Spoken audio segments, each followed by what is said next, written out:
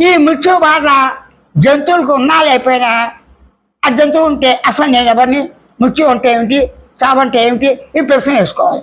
అసలు తను తాను గుర్తించి గమనించి వాటి భాషలో మాట్లాడుకుంటుంది తప్ప మానవుడితో మాట్లాడలేదు కదా. మనలాగా భాష మూగ సౌందర్యాలతో గౌరవించాలి.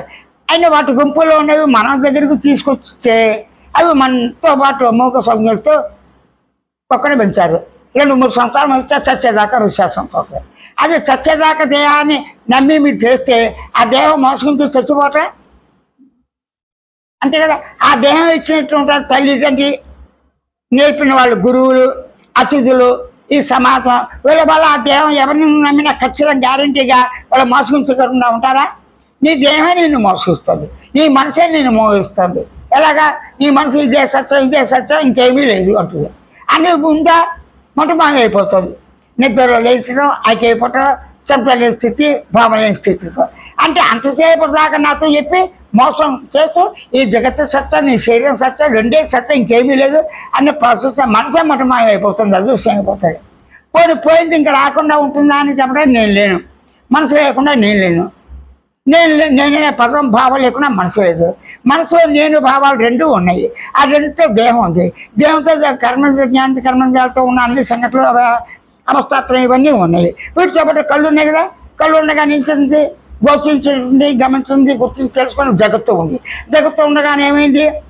భూమి, సూర్యుడు, చంద్రుడు, లింగి, నేల, భూదేవి, భూమాత, పంచభూతాలు. ఆయా పంచభూతాలు వాటి తగినటువంటి సమస్త జీవరాశి పుట్టి పెరిగి లేస్తాయి. సమృద్ధిగా వనరులు ఉన్నాయి. అందరూ జీవించి శుభ్రంగా తిని ఆనందంగా ఉండాలి. కానీ ఆనందంగా ఉండలేకపోతున్నాడుగా. తింటంలో ఆనందం లేదు, గమనించడం ఆనందం లేదు, గుర్తించడం ఆనందం లేదు, ఏ వృత్తిలో ఆనందం లేదు. పొరుగు బంధాలు చేద్దాం అనుకుంటాడు, బ్రహ్మాండంగా డిగ్రీలు వస్తాయి. అందరి నుంచి కూడా అతి తేలిగా వెళ్ళిపోతాడు, విన్యాసాలు చేస్తాడు. కానీ శరీర శ్రమ పడిన తర్వాత వాడు ఏమవుతాడు? ఆనందంగా ఉండగలడా? పొరలకు చేయలేని బాధపడతాడుగా. విడిపోతే వీడి నుంచి ఆడిస్తాడు. వాడు ఎప్పుడు ఫస్ట్ రికార్డు నాకే అయింది, ఆస్కార్లో నా పేరే పెట్టారు అనేప్పటికీ ఈ లోపల పిల్లలు చేస్తున్నాడు. అరే నేను వాళ్ళకంత తక్కువైపోయింది, ఇప్పుడు చేసినంత వృధా అయిపోయింది, ఉన్న పరుగు పోయింది, నన్ను మర్చిపోతున్నారు, అసలు నేను ఎవరు కూడా గుర్తుపట్టట్లేదు.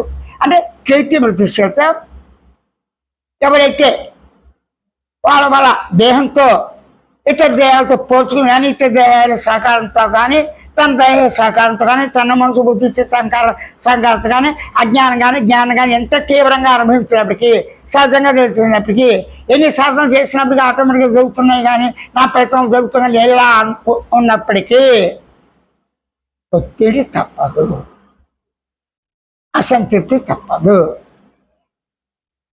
సుఖము లేదు, శాంతి లేదు. శాంతి అలా వెళ్ళొస్తాను కాస్త ఒంటరిగా, మనసుకి శాంతి అంటాడు. అంటే శాంతి గురించి కరువు వచ్చింది. కరెక్టే. ఆయన కరువు ఉందా? లేదు. కానీ కరువు తెచ్చుకున్నారు కదా. అంటే పంచభూతాత్మ వనరులతో ఉన్న ప్రకృతిలో సర్వ సంపదతో, అంటే సమస్త జీవరాశి మనుగడకు కావాల్సిన విధంగా, ఆరోగ్యానికి కావాల్సిన విధంగా, అన్నిటికీ అన్ని కళలకి కావాల్సిన విధంగా వనరులు ఉన్నాయి. వాటిని నాశనం చేశాం కదా. ఇప్పుడు కరువు దేనికి వచ్చింది? గాలికి వచ్చింది. సరైన గాలి లేదు, సరైన ఎండ లేదు, కాలమానం మారిపోయినాయిగా. మనం చేసిన ప్రవర్తనతో భూమి మారిపోతుంది. ఆకులు అలానే బాగుండట్లేదు, అన్నీ కుళ్ళిపోతున్నాయి, పూర్ణలాగా ఉండట్లేదు. ఇవన్నీ నాశనం చేసిన మానవుడు తను తాను నాశనం చేసుకోవటంలో ఆశ్చర్యం ఉంది. సృష్టి నువ్వు నేను చేయలేదు, నువ్వు ఉన్నప్పుడు ఉంది, నువ్వు చనిపోయిన తర్వాత ఉంది. చచ్చిపోయేటప్పుడు గుప్పిడి బూడిద అవుతావు, నీకు తెలుస్తుంది ప్రత్యక్షంగానే. అప్పుడే నువ్వు ఉన్నావా?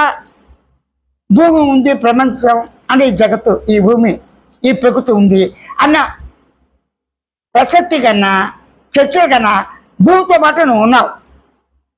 నువ్వు పోయిన తర్వాత భూమి ఉంటుంది. మన గతంలో వాళ్ళు ఉన్నప్పుడు ఉంటుంది. అంటే భూమి శాస్త్రమా అంటే అదే కాదుగా. అది ఒక టైంలో వచ్చేప్పటికి ఏమవుతుంది? ప్రతి అణువు బ్రేక్ అయిపోయి బిగ్ బ్యాంగ్ థియరీ ప్రకారంగా ఫెయిల్డ్ అయిపోతుంది. ప్రతి నక్షత్రం ఇలాగే అవుతుంది కదా. అంటే ఏంటి? పరిణామ దశలో వాటికి అవి మాతృస్థానాలు. మాతృస్థానం ఏంటి? సూక్ష్మాతి సూక్ష్మమైన కణ రూపంగా ఉండుట. అంతకన్నా మనం గ్రహించేది లేదు. అంటే ఎక్కడైతే అది మొదట్లో ఉందో అదిలో ఈ పదార్థం ఆది పదార్థం పరమాణువులుగా ఉంటూ అనేక రకాలుగా పదార్థం సర్వజీవుల కింద పరమాత్మ కింద వీటి కింద వాటి కింద దాని కింద అన్ని రకాలుగా అదే ఉపాధులు ధరించిన వాళ్ళు అన్నీ అదే అయింది, అన్నీ అదే కామైపోతుంది. ప్రపంచ వినాశనం, భూమి వినాశనం, నక్షత్రాల వినాశనం అంటే లయస్థితి. ఆ లయస్థితిలోకి మళ్ళీ పుట్టి వస్తున్నాయి. భూమిలో పుట్టి పెరిగి లయించిన వాళ్ళు మళ్ళీ భూమిలో పుట్టి పెరుగుతున్నాయి కదా. అంటే వృక్షాలు ఎక్కడ పుట్టినాయి? భూమిలో. భూమిలో వచ్చే భూమిలో లయం అవుతున్నాయిగా. ఏ విత్తనం ఆ విత్తనం వాళ్ళ నియమం లేదుగా. ఆ విత్తనం అన్ని విత్తనాలు కలిసిపోయి ఎరువైపోయి ఏ చెట్లలో పడిపోతే ఆ చెట్టు ఆకారం వచ్చేస్తాయిగా. అంటే ఆ పరిణామాలు ఆ రకంగా మానవుడు చేయలేడు, ఓ జీవిని పుట్టించలేడు. కానీ అన్నీ తెలుస్తున్నాయి కదా. అన్నీ తెలిసినవన్నీ తెలియనివన్నీ నీకు బాధ కలిగించేవే, అసంతృప్తి కలిగించాయి. అప్పుడు తృప్తి ఎక్కడ ఉంది? నేను ఎక్కడైతే ఉందో అక్కడే తృప్తుంది. నేను ఎక్కడ ఉందో అక్కడే శాంతి ఉంది. నేను ఎక్కడైతే ఉందో అక్కడే నీ గమనిక ఉంది. నేను ఎక్కడైతే ఉందో అక్కడే జ్ఞాపకం ఉంది. నేను ఎక్కడైందో అక్కడే జ్ఞానం ఉంది. నేను ఎక్కడైతే ఉందో అక్కడే శరీరం యొక్క మొదలు ఉంది. అక్కడే పెరుగుతుంది, అక్కడే లేస్తుంది. అంతా తానే, దాని తప్ప రెండేది. తనలో తను మాట్లాడుకుంటూ ఉంటారు కొంతమంది.